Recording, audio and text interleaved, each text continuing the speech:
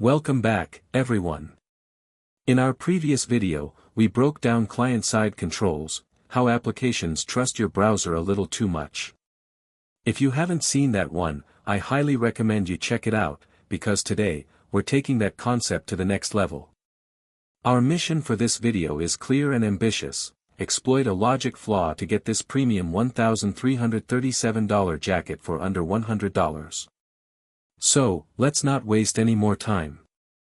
First step, let's log in. After logging in, we have store credit, $98, and the leather jacket costs $1,337. We need to buy it for under $100.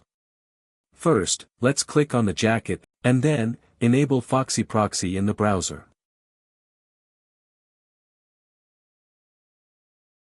And add it to the cart.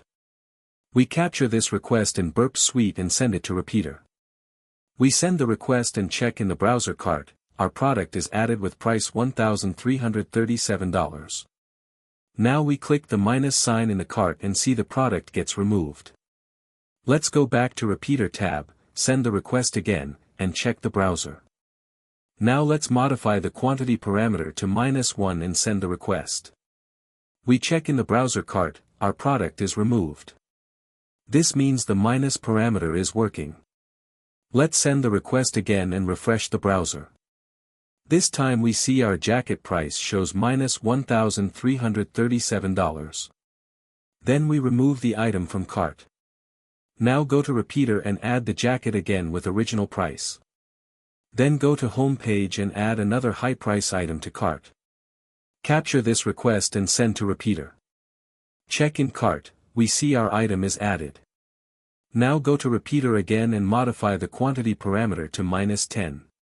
Send the request and refresh the page, we see price is not going negative.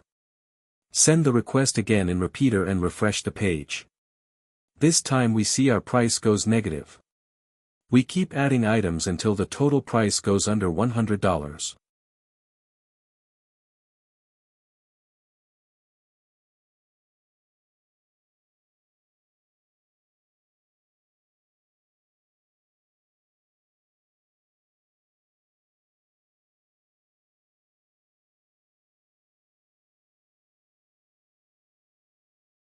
After some calculation, our total becomes $87.